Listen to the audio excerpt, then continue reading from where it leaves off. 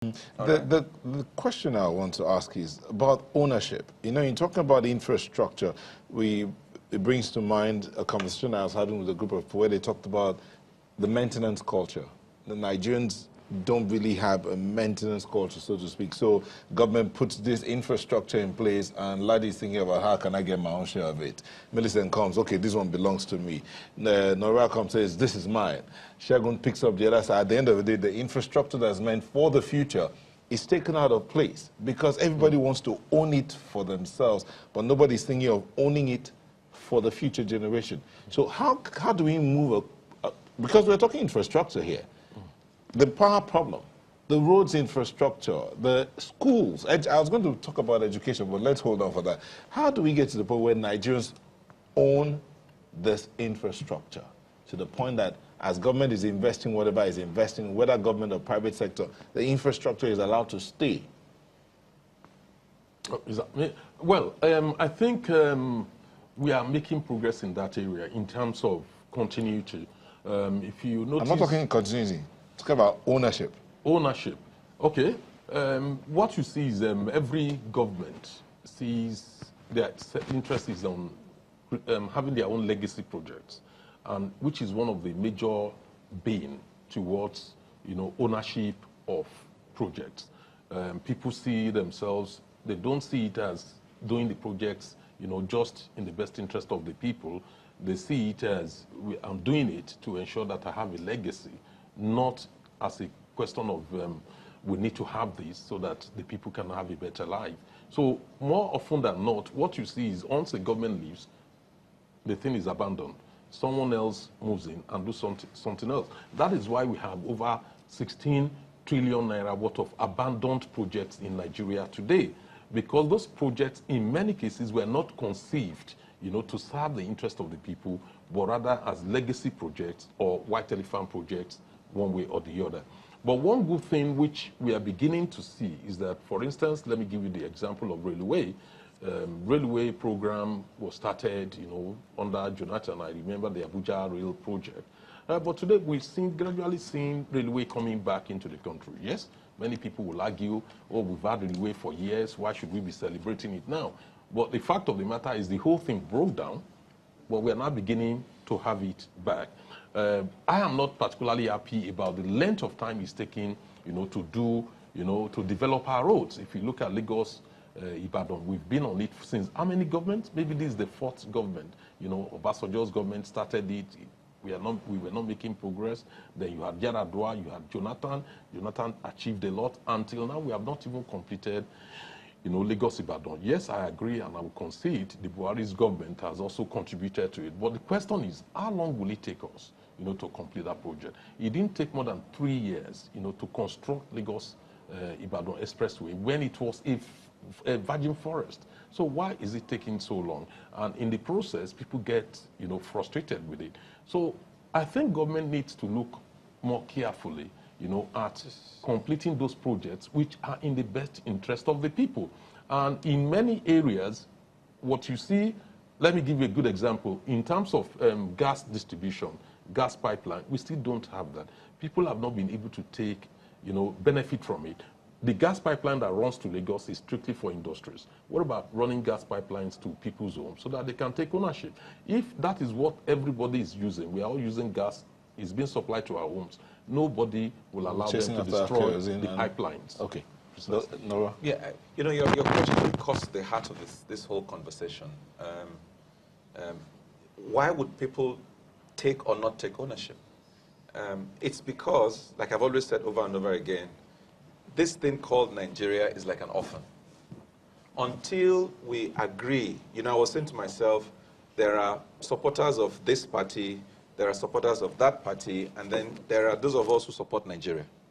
All right? So until Nigeria becomes, until we take ownership. In other countries, when you see your national flag, people salute their flags. Have you gone around sometimes, you see the flags that are hanging, tattered, torn, and nobody's bothered. All right? That's just is a symptom of the fact that nobody really appreciates what it means to be Nigerian. So, like you said, so when this comes, I'm only interested in taking that bit. So that becomes, at last, I've got a piece of the action. Are you getting it? So until we begin to have conversations around what it means to be a Nigerian, until we begin to have conversations around what it means, that, what does it, things like legacy, I mean, I saw someone on social media. Young people were rushing to go and sign up for, Big Brother Africa, and they were barely strolling to go and vote. That's the answer to your question. So there's more ownership for Big Brother than there is for Nigeria, if only they understood what it meant to vote. So it's a conversation we seem to be running away from, but it's a conversation we must have before this country can begin to make real progress.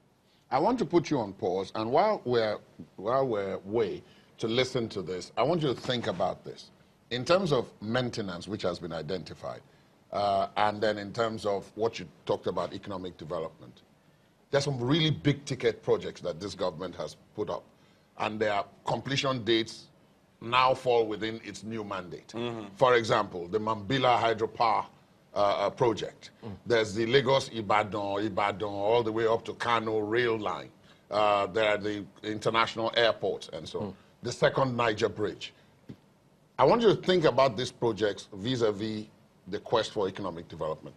But we're going to take reactions and agenda setting, actually, for the incoming government from two prominent Nigerians.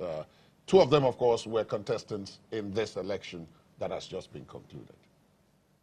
This is the democracy destination in Africa, and I'm proud that Nigerians are witnessing another transition. In fact, this is the sixth democratic transition, and it's also significant because this transition is taking place at the time where we are celebrating the 20th anniversary of uninterrupted democratic process. So, on the whole, all of us are winners.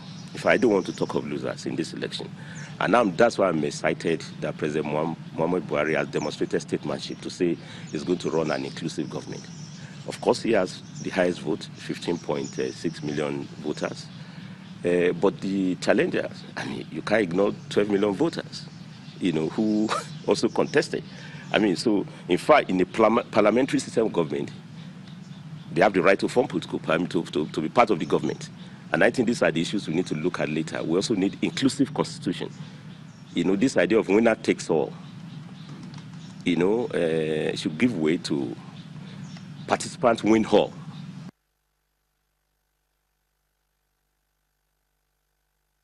This was not a planned rally. I went to see a friend who was feeling bad about the declaration by INEC respecting the senatorial election in Zone B. And as I was coming up, boys saw me and they just started following me. And we decided to go around the town, celebrating, as it were, the declaration of the lion as the president of our country, again, Muhammadu Buhari.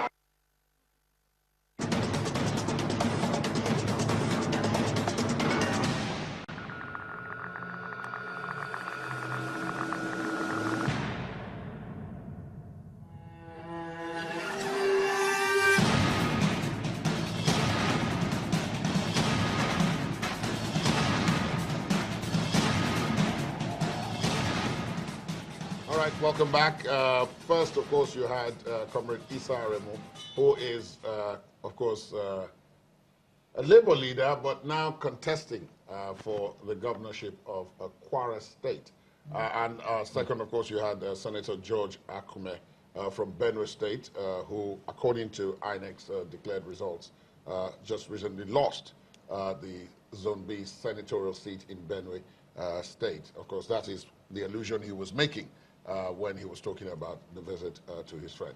But welcome back to the verdict here on Channels Television. We've been covering the elections, and now we're in the post-election phase, talking about reactions, agenda setting, and what people generally expect now that we're done with this first set of elections. Someone just whispered in my ear that I needed to remind us all that there are still another set of elections to come, which are in fact closer at the grassroots, because these are for governorship and state houses of assembly that will be taking place on March the 9th.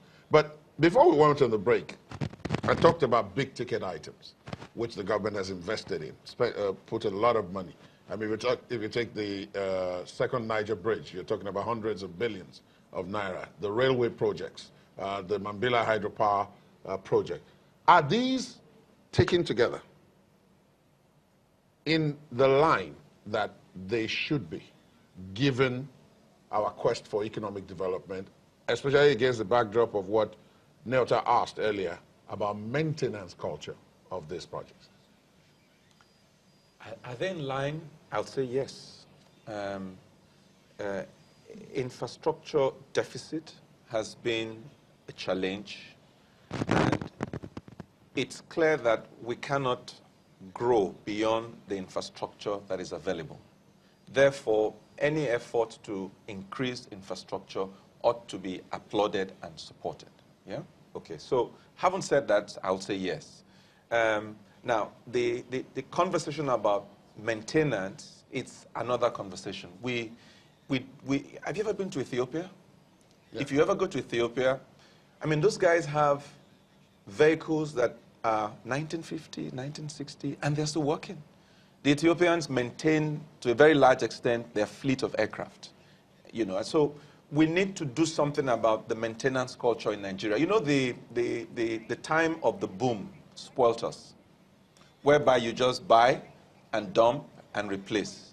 Okay? So how do we tackle that? I would say that people should be made to understand, first of all, there should be education. All right? As you cite a project in a place, get the community involved. Don't just drop something there. They have no idea what it means. They don't have any idea of the value. So get the community involved. So it goes back to the ownership question. That's it. Get the community involved so that they themselves, I mean, whereas you see some communities where, we've invested in the transformer. We guard it. We actually hire a guard to watch over the transformer, because if it goes pop or if it's stolen, that's the end. So already community, when you see communities, they build their roads, they do their bridges. If you mess up on the road, somebody come and say, excuse me, stop that. It costs us money. You know what I mean? So I think that getting the community, making them stakeholders in these projects, all right, it would also help to enhance, How do you make the community members stakeholders? Auntie, before you go into that, if you take a look at the split screen that we have with us here, you can see there the PDP national chairman, Uche Secondus, the Senate President, Bukola Saraki, and other bigwigs of the People's Democratic Party. I think sitting next to Uche Secondus is Peter Obi, the running mate, the vice presidential candidate of the PDP in the just concluded elections. And then, of course, beside him is the Speaker of the Federal House of Representatives, newly re-elected, Honorable Yakubu Dogara. And I think things are about to heat up. So let's join in and listen in.